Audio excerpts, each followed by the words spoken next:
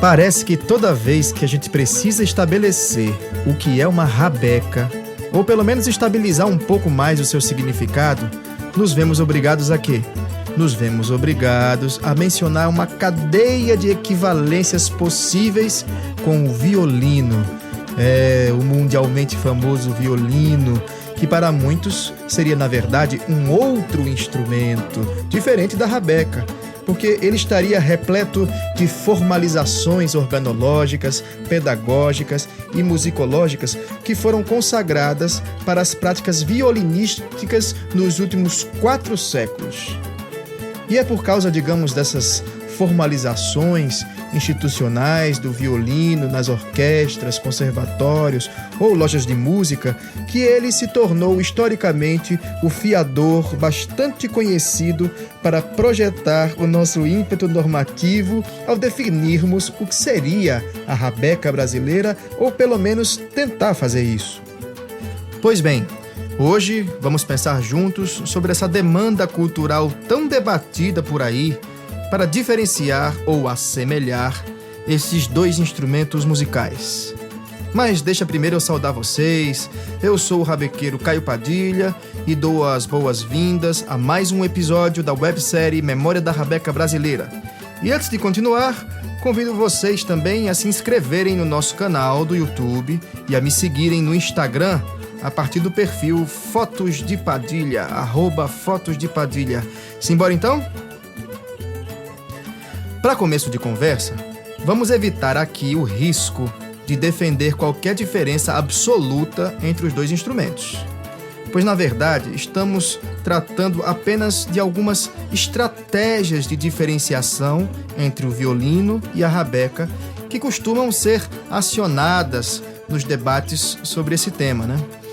E se então essas são apenas estratégias de diferenciação, precisamos, portanto, nos perguntar quais seriam as motivações políticas, culturais e estéticas que, afinal, nos levam a querer diferenciar ou assemelhar instrumentos musicais. Ou ainda, como será que, afinal, se formaram, nas últimas décadas, essas arenas de negociação entre rabequeiros e violinistas, tentando distinguir seus próprios timbres dentro de um mercado de economias sonoras tão complexas como as que temos hoje? Meus amigos e minhas amigas, apesar de parecerem perguntas elaboradas assim para os textos de pós-graduação nas universidades, vamos destrinchando aqui com calma, do jeito que der. Mas antes, eu tenho uma pergunta para vocês. Uma pergunta para vocês irem pensando até o final do nosso episódio. Eu vou colocar, nessa primeira parte do episódio, o trecho de uma música para tocar. E eu quero que vocês depois me digam se ela está sendo tocada em uma rabeca ou se ela está sendo tocada em um violino, ok? A gente vai ouvir e lá na segunda parte desse episódio, no mês que vem, a gente vai descobrir, pensar um pouco mais se era um violino ou se era uma rabeca que estava tocando. Então eu quero que você ouça aí que no final dessa primeira parte do episódio vai ter um pedacinho da entrevista que vai continuar no episódio que vem. Então solta aí a música para você pensar se é uma rabeca ou se é um violino.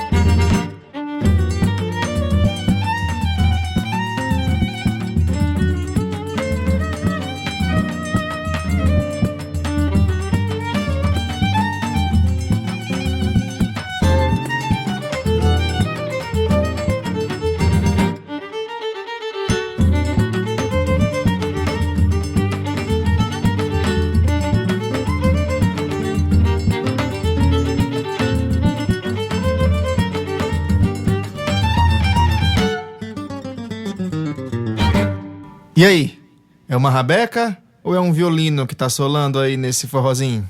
Ah, você vai saber na primeira parte da entrevista que vai ao ar ainda nesse episódio de hoje. E continua na segunda parte, no mês que vem, com a Paula Buges. Por enquanto, voltemos aqui às nossas argumentações iniciais.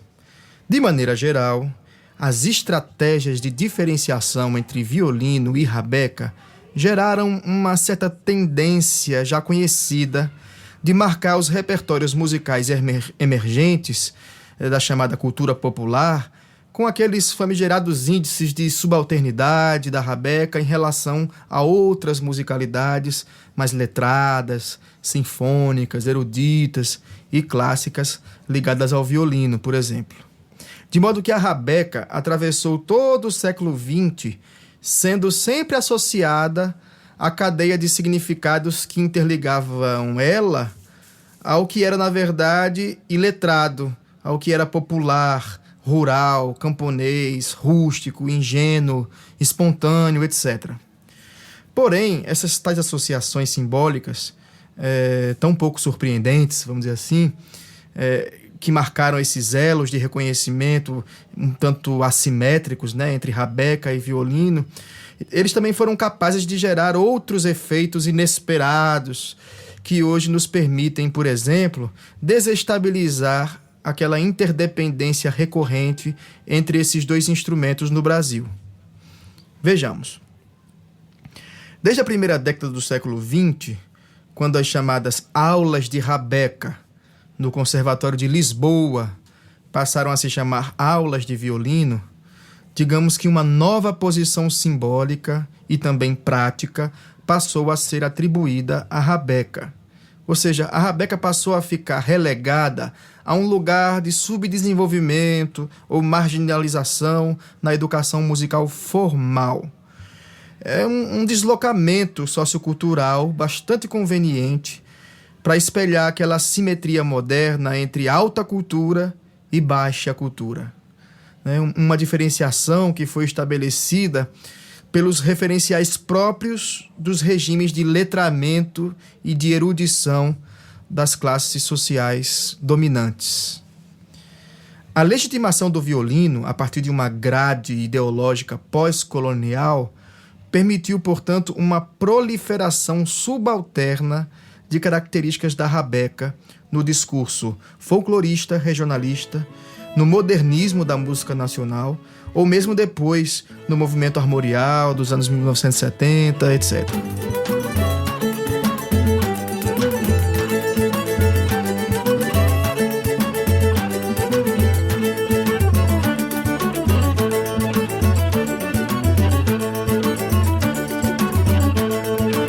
Bem, diante desse panorama inicial do nosso tema, aprofundemos um pouco mais essa primeira página das nossas questões sobre violinos e rabecas. Vamos lá. Me acompanhe aqui nesse raciocínio. De um lado, tivemos a figura do mestre rabequeiro, né? Sempre vinculada às aspirações e às simbologias comunitárias, né? Ou seja, a rabeca passou também a ser um símbolo de uma certa coesão identitária específica, localizada em certas culturas, em certas comunidades, aldeias, etc.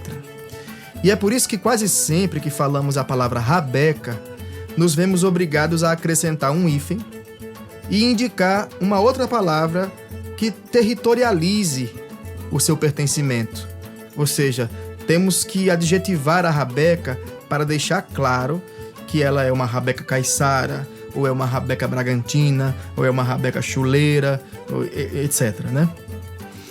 Por outro lado, tivemos quase sempre a figura do expert violinista muito mais associada ao músico individualizado e universal, ou seja, aquele sujeito moderno, desenraizado, que seria capaz de tocar em qualquer orquestra do mundo, graças às padronizações civilizadas de afinação, de repertório, de organologia do instrumento, etc. Porém, todas essas associações ideológicas feitas ao violino estabelecem apenas vínculos laterais com outros processos muito mais amplos na difusão global de instrumentos como a rabeca e outros cordofones friccionados que foram assimilados em diversas culturas musicais e coloniais em diferentes tempos e territórios mundo afora. É claro que não há tempo aqui para a gente detalhar meticulosamente uma reconstituição histórica de rabecas e violinos nos últimos séculos, pelo mundo. Mas eu pretendo, pelo menos, trazer algumas sugestões breves para imaginarmos juntos outras possíveis tramas de representação desses dois instrumentos de cordas friccionadas. São apenas pistas iniciais que podem ser úteis na revisão crítica das práticas musicais brasileiras pós-coloniais. O primeiro passo para essa revisão seria provincializar o violino, ou seja, considerá-lo apenas um instrumento localizado e específico no tempo e espaço, ao invés de apresentá-lo como se ele fosse um pretenso modelo universal, já naturalizado em qualquer época da música ocidental. Para fazer esse movimento de deslocamento, de provincialização, precisamos compreender o seguinte, que aquele modelo mais conhecido e mais aceito e globalizado do violino só começou a se estabilizar em uma pequena cidade no norte da Itália a partir de meados do século XVI. E foi essa tal estabilização gradativa do modelo de violino moderno que o recobriu de uma aura praticamente imutável, com seus modos de manufatura padronizados e considerados mais rebuscados e excelentes, e com seus materiais ou componentes considerados sofisticados, tão sofisticados quanto seus repertórios, suas afinações consagradas, etc. Esses ideais violinísticos de referência colonial, portanto, se expandiram pelo mundo com o mesmo ímpeto civilizador e imperialista das nações europeias e seus modelos políticos e econômicos. Assim, as culturas ocidentais, universalizantes, consideravam bárbaro ou primitivo qualquer cordofone friccionado que não usasse as mesmas madeiras, as mesmas cordas, as mesmas escalas de um violino sinfônico.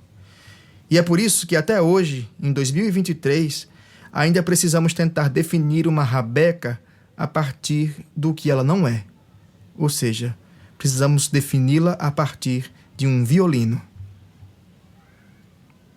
E por que será que o violino é evidentemente ou supostamente um violino? Por que um violino não é uma rabeca? Ora, porque o violino usa arco de violino, corda de violino, cravelha de violino, cavalete de violino, etc. Ou seja, o violino seria esse instrumento conservador e autorreferente, de cânone inegociável e altamente subordinativo. Portanto, o violino teria sido culturalmente forjado em uma identidade de exclusão, ou seja, entrincheirado ou fechado em si mesmo diante de outros instrumentos musicais. Já a rabeca seria evidentemente ou supostamente uma rabeca, porque ela poderia usar cordas de bandolim, cravelhas de cavaquinho, estandarte de chifre de boi, arco de cano PVC, etc. Logo, diferentemente do violino, a rabeca brasileira forjou para si uma identidade mista, que eu chamaria de enrabecadora dos mais diversos formatos, tamanhos, afinações, materiais, técnicas e sonoridades friccionadas.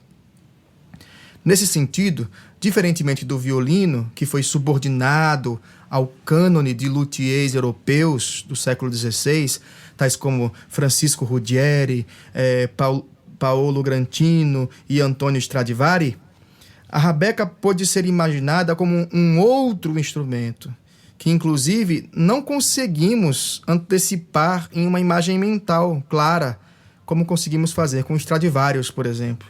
A gente pensa nele e já vem aquela imagem de um violino. A rabeca não. A rabeca mal pode ser definida em abstrato, porque ao final e ao cabo, ela só pode ter as suas características definidoras negociadas na prática e em cada circunstância que se apresenta. Por isso, esse tema de diferenciação entre violino e rabeca se torna tão polêmico, até nos debates das redes sociais. É porque o conteúdo formal de uma rabeca, enquanto objeto, não pode ser especificado com precisão, nem muito menos fixado em definitivo, devido ao seu caráter sempre fragmentado, editável e aditivo, variável e aberto aos jogos de reclassificação. Ou seja, a rabeca impede que o seu sistema definidor seja estabilizado com aquele mesmo sucesso que o violino teve na modernidade, ou desde o final do século XVI. Trata-se de um sucesso de estabilização e de formalização do violino que só foi possível, lembremos, graças aos efeitos de poder colonial e pós-colonial da Europa na expansão cultural moderna que prescreveram quais deveriam ser as práticas violinísticas mundo afora, até hoje. Diante desse contexto, a gente pode dizer não apenas que a rabeca seja um instrumento diferente do violino, mas também dizer que os rabequeiros e rabequeiras reivindicam essa diferenciação. Eles querem que a rabeca seja outro instrumento. Pois enquanto o violino ostenta suas origens italianas e alemães, como se fossem, assim, universalidades ocidentais reificadas, a rabeca evoca suas outras trajetórias diaspóricas, ligadas ao sul global, em diferentes temporalidades e territorialidades. E esta reivindicação de diferenciação acontece não apenas para revisar a história oficial da música, mas para colocar certos particularismos rabequistas em horizontes de debate muito mais amplos do que a mera discussão organológica, etimológica ou musicológica na academia. Então, podemos tratar dos trajetos diaspóricos da rabeca de muitas formas que continuam sendo disputadas. Desde a já muito mencionada ancestralidade moçárabe do rebabe ou do rebeque entre os séculos VIII e século XV na região ibérica, mas também nas reivindicações pós-coloniais de violinos afrocolombianos na região do Cauca, nos dias de hoje, por exemplo. Pois é a partir desses itinerários geográficos e culturais que podemos dizer que a disseminação global de violinos e rabecas não está alinhada pelos mesmos roteiros. Há bifurcações, rupturas, disjunções, inclusive de temporalidades, que colocam a difusão geracional das práticas violinísticas e rabequísticas em diferentes linhagens, em diferentes regimes de transmissão dos conhecimentos musicais e também em diferentes circuitos de trocas culturais.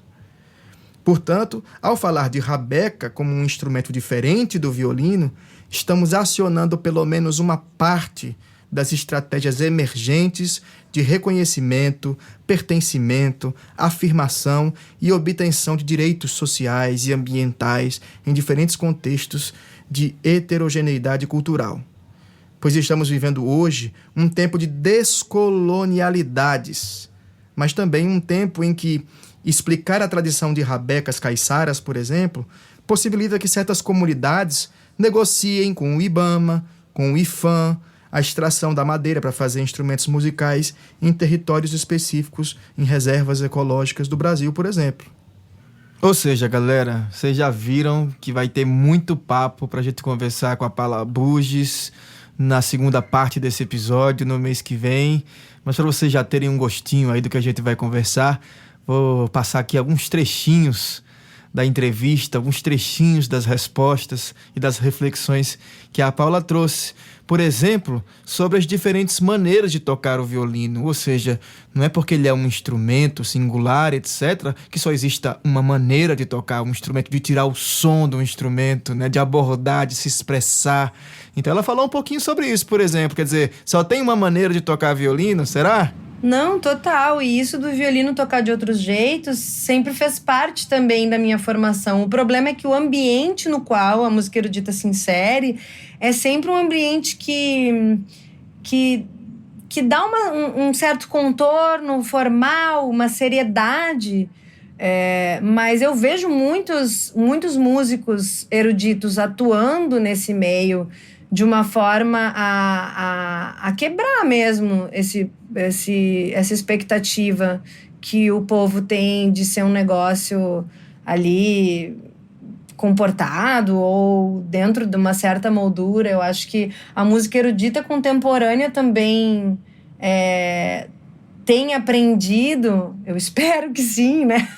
Eu tenho visto muitos indícios de que a gente está cada vez mais... A gente, quando eu digo a gente que se formou nesse meio erudito, né? A gente está muito atento. A gente tem aí... essa semana mesmo eu vi um vídeo, Ricardo Hertz tocando com o Emanuel Baldini, eu achei o máximo aquilo. Enfim, a gente tem Ricardo mesmo, né? Que era predominantemente violinista. Hoje em dia eu vejo ele interagindo com a Rabeca cada vez mais. E Vanessa Dourado, nem se fala, né? Que é um dos grandes referenciais para mim, assim, né? De violinista também, que toca Rabeca hoje em dia, que é rabequeiro hoje em dia, que também está fazendo um trabalho autoral massa. Então, eu acho fantástico isso. Tá vendo aí, gente? Fantástico. Essa entrevista continua na segunda parte desse episódio, no mês que vem, porque a Paula vai estar falando sobre essas coisas com a gente, né? Sobre essa ideia de que a música que a gente ouviu, por exemplo, mais cedo aqui, ela pode ser tocada nos dois instrumentos, na rabeca e no violino, mas produzir essa diferença entre os instrumentos também faz parte das estratégias expressivas de cada artista, né? Não é isso, Paula? E é isso, eu tenho gostado de produzir essa diferença também entre o violino e a rabeca no meu trabalho. E apesar de uma mesma música poder sim ser tocada nos dois instrumentos, né? Quando eu escolho o violino, eu estou evocando um outro violino, eu vejo hoje em dia, né? Que é um violino localizado sim no tempo e no espaço, seja pelos gêneros musicais pelos quais eu passeio, né? Seja pelo espaço que eu mesma me vejo demarcando e reivindicando, né? Com a identidade que eu carrego e a única que eu posso carregar, né? Essa identidade de mulher instrumentista, de musicista migrante, de mãe, de pesquisadora. E aí quem ouviu meu trabalho com essa sensibilidade, com essa escuta, vai perceber essas marcações. Então fica aí o convite, galera, para vocês ouvirem o trabalho da Paula Burgos aí nas plataformas digitais de música, na sua plataforma preferida, para encontrar aí essas marcas do trabalho dela, como mãe, como artista migrante, como ela mesma diz, né? E esse papo vai se aprofundar aí na segunda parte desse episódio, no mês que vem, porque essas marcas do trabalho dela definem ela para a criatividade dela, etc., mas também vão localizando, vão colocando ela em relação aos outros, né? Os seus pares violinistas, músicos ou professores da universidade, porque ela também é professora da universidade.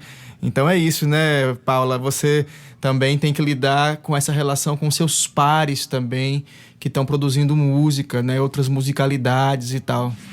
E aí tem sido massa, porque algumas vezes essa mesma galera, assim, que vem me fazer perguntas, como assim, Rabeca, como é que é? E eu vejo, assim, que existe um estranhamento implícito, né, no diálogo. Mas tu não toca mais violino? Umas perguntas, assim, né? E eu vejo que essa galera, muita gente dessa galera que continua seguindo o meu trabalho e acompanhando, depois fica, nossa, eu não tinha ideia, que massa, e aí depois compartilha outros rabequeiros e rabequeiras que descobriu, né, nesse processo, enfim, tem sido muito legal, né, assim, poder poder expandir esses públicos, né? E assim como eu, quando cheguei aqui, não tinha ideia do que era uma rabeca, né? Esse meu apaixonamento pelo universo da rabeca, né? E aí eu me refiro com força a essa rabeca pernambucana, mas também essa rabeca que você descreve aqui, né? No podcast. Esse apaixonamento passou também por estranhamento. E até que eu me demorasse mais com essas referências do universo de rabeca, como eu me demoro hoje e quero continuar me demorando ainda mais, né? Então, eu acho ótimo que a gente possa colocar a rabeca para ocupar todos os lugares que ela merece, porque eita instrumento mais lindo e diverso e rico e cheio de potência e de força, né? Com certeza, não é, minha gente? E ganha ainda mais força com a audiência de vocês aqui no nosso podcast. Obrigado por acompanhar essa primeira parte do episódio. Eu acho que a gente já deu aí uma pista muito bacana para no mês que vem a gente aprofundar ainda mais essa entrevista com a Paula Burgess, que tocou, afinal de contas, o violino no forró, né? Esse forrozinho aí, forró antigo. E espero que tenha servido para a gente refletir um pouquinho mais sobre essa diferença tão curiosa, aliás, diferenças e semelhanças, né, entre a rabeca e o violino. Então esse foi mais um episódio do Memória da Rabeca Brasileira. Se você gostou, segue lá no YouTube, né, o nosso canal, e também segue meu perfil no Instagram, @fotosdepadilha. Eu espero vocês no mês que vem com a segunda parte deste episódio, Rabecas e Violinos. Grande abraço e até a próxima!